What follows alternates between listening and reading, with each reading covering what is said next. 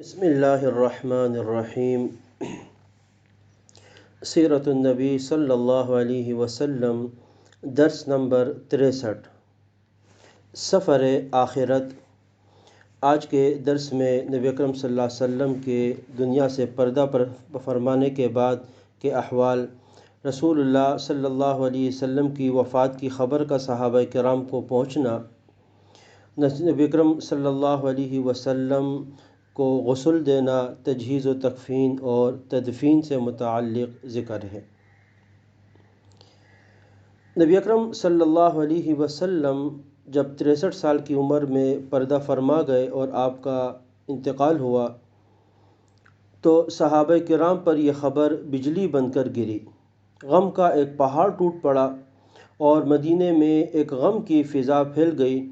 حضرت انس رضی اللہ تعالی عنہ فرماتے ہیں کہ مدینہ کی تاریخ میں ایک دن سب سے زیادہ خوشی کا دن تھا جب سرکار دو عالم صلی اللہ علیہ وسلم ہجرت فرما کے مدینہ منورہ تشریف لائے تھے، اور یہ غم کا دن تھا جب رسول اللہ صلی اللہ علیہ وسلم دنیا سے رخصت فرما گئے۔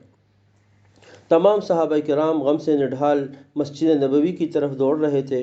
حضرت عمر فاروق رضی اللہ تعالی عنہ اس حادثے کی وجہ سے ایک عجیب کیفیت میں تھے۔ آپ کے ہاتھ میں تلوار تھی اور فرمایا، کچھ منافقین کا یہ گمان ہے کہ رسول اللہ صلی اللہ علیہ وسلم انتقال کر گئے ہیں۔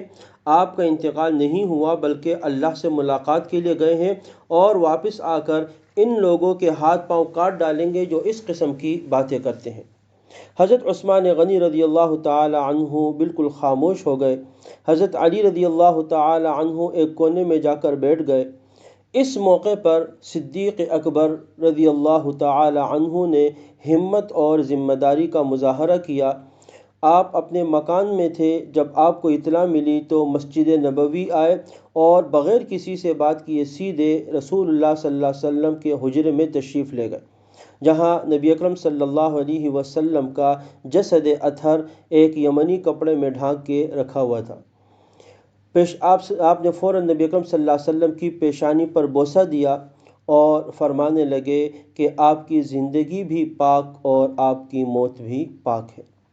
پھر باہر آ کے صحابہ کرام جو غم سے نڈھال تھے ان کو ایک خطبہ دیا اور فرمانے لگے کہ میں بتانا چاہتا ہوں، جو محمد صلی اللہ علیہ وسلم کی عبادت کرتا تھا تو وہ جان لے کہ محمد کا انتقال ہو گیا ہے، اس کا معبود دنیا سے چلا گیا، اور جو اللہ کی عبادت کرتا تھا تو اللہ زندہ ہے اور اسے موت کبھی نہیں آئے گی۔ اور پھر قرآن پاک کی یہ آیت پڑھی، وَمَا مُحَمَّدٌ إِلَّا رَسُولٌ قَدْ خَلَتْ مِن قَبْلِهِ الرُّسُلُ أَفَإِن مَّاتَ أَوْ قُتِلَ انقلبتم عَلَىٰ أَعْقَابِكُمْ وَمَن يَنقلب عَلَىٰ عَقِبَيْهِ فَلَن يَضُرَّ اللَّهَ شَيْئًا وَسَيَجْزِي اللَّهُ الشَّاكِرِينَ۔ صحابہ کرام کہتے ہیں کہ ہم سمجھے کہ یہ آیت ابھی اسی وقت نازل ہوئی ہے۔ چنانچہ حضرت ابوبکر رضی اللہ تعالی عنہ کے اس بروقت خطبے سے صحابہ کرام کے حوصلے بحال ہو گئے۔ رسول اللہ صلی اللہ علیہ وسلم کے غسل کا معاملہ تھا۔ نبی اکرم صلی اللہ علیہ وسلم کو حضرت عباس، حضرت علی، حضرت فضل، اسامہ، اوس بن خولی اور شعران یہ جو تھے انہوں نے غسل دیا۔ 12 ربیع الاول کو نبی اکرم صلی اللہ علیہ وسلم کو غسل دینے کے بعد 3 یمنی سفید چادریں تھیں، ان کے اندر آپ صلی اللہ علیہ وسلم کو غسل کے بعد کفن دیا گیا۔ پھر نبی اکرم صلی اللہ علیہ وسلم کی نماز جنازہ، تو رسول اللہ صلی اللہ علیہ وسلم نے اپنی زندگی ہی میں فرمایا تھا کہ پیغمبر کی قبر وہیں ہوتی ہے جہاں وفات ہو جائے، اور چونکہ حضرت عائشہ رضی اللہ تعالی عنہ کا حجرہ چھوٹا تھا اس وجہ سے تدفین اور ان انتظامات میں ایک دن لگ گیا۔ حضرت عائشہ رضی اللہ تعالی عنہ کے حجرے میں 13 ربیع الاول کو نماز جنازہ ہوئی، اور وہ بھی ٹولیوں کی صورت میں ہوئی، ایک ساتھ تمام صحابہ نے نہیں ادا کی، تھوڑے تھوڑے آتے رہے۔ پہلے مرد ٹولیوں کی شکل میں آتے رہے، 8 10 لوگ آتے رہے اور کمرے میں نماز جنازہ انفرادی طور پر ادا کرتے رہے۔ پھر اس کے بعد عورتوں نے اور اس کے بعد بچوں نے نماز جنازہ پڑھی۔ اسی دوران خلافت کا بھی مسئلہ تھا کہ نبی اکرم صلی اللہ علیہ وسلم کے بعد یہ معاملات کس کے ذمہ لگائے جائے، کوئی مسلمانوں کا خلیفہ ہو، اس لیے کہ خلافت ایک بہت ہی اہم ضرورت ہے، اور آج دنیا میں خلافت نہ ہونے کی وجہ سے مسلمان حکومتوں کا کیا حال ہے، مسلمانوں کی کیا صورتحال ہے، تمام مسلمان حکومتیں انتہائی کمزور ہیں۔ حضرت ابو بکر صدیق رضی اللہ تعالی عنہ کی خلافت پر صحابہ کرام کا اتفاق ہوا، کیونکہ رسول اللہ صلی اللہ علیہ وسلم نے اپنی مرض الوفات میں جب آپ بیمار تھے تو آپ نے حضرت ابو بکر رضی اللہ تعالی عنہ کو نمازوں کے لیے مقرر کیا، اور آپ کی زندگی ہی میں انہوں نے نمازیں بھی پڑھائی، اور 1 سال قبل حج کا امیر مقرر فرما کے آپ کو بھیجا مسلمانوں کو آپ کے ساتھ۔ تو گویا یہ دونوں اجتماعی عبادات تھی، جس میں اشارہ تھا کہ رسول اللہ صلی اللہ علیہ وسلم نے فرمایا میرے بعد ابو بکر ہی مسلمانوں کے خلیفہ اور امیر ہوں گے۔ پھر نبی اکرم صلی اللہ علیہ وسلم کے قبر کا معاملہ پیش آیا۔ آپ صلی اللہ علیہ وسلم کے لیے قبر تو مدینہ منورہ میں 2 قسم کی قبریں بنائی جاتی تھی، ایک شق کہلاتی تھی، جس طرح ہمارے ہاں پاکستان میں بھی شق ہی بنائی جاتی ہے، اور ایک لحد کے بغلی قبر جو کہلاتی ہے کہ سیدھی قبر اور پھر اس میں نیچے ایک چھوٹی سی سیدھے ہاتھ کی طرف ایک اور قبر بنا دی جاتی ہے۔ مدینے میں 2 صحابی تھے، ایک حضرت ابو طلحہ رضی اللہ تعالی عنہ جو کہ لحد بنایا کرتے تھے، اور دوسرے حضرت ابو عبیدہ جو شق بنایا کرتے تھے۔ ان دونوں کو پیغام بھیجا گیا اور بلایا گیا۔ حضرت ابو طلحہ رضی اللہ تعالی عنہ پہلے تشریف لے آئے اور لحد والی قبر بنا لی گئی، اور 14 ربیع الاول بدھ کی شب رسول اللہ صلی اللہ علیہ وسلم کی تدفین کر لی گئی۔ اور یوں نبی اکرم صلی اللہ علیہ وسلم کی جو 63 سالہ زندگی ہے، اس کی جو سیرت ہے، اس کے جو احوال ہے، یہ 63 درس ہے۔ ان 63 درسوں میں مختصر انداز سے جتنا ممکن ہو سکا ایک بشری طاقت کے مطابق جناب رسول پاک صلی اللہ علیہ وسلم کی سیرت کو اس میں بیان کیا گیا۔ اللہ تبارک و تعالی ہماری اس خدمت کو قبول فرمائے۔ آج کے درس میں چونکہ یہ آج سیرت طیبہ کا آخری درس ہے اور رسول اللہ صلی اللہ علیہ وسلم کی سیرت مکمل ہوئی، تو اختتام پہ مختصر سی دعا ہے، اللہ تبارک و تعالی اسے قبول فرمائے، ہماری اس محنت کو سننے اور سنانے کو قبول فرمائے، اور اللہ اس عمل کو ہماری بخشش اور مغفرت کا ذریعہ بنائے۔ الحمدللہ رب العالمین، والصلاة والسلام علی رسولہ محمد وعلی آلہ واصحابہ اجمعین۔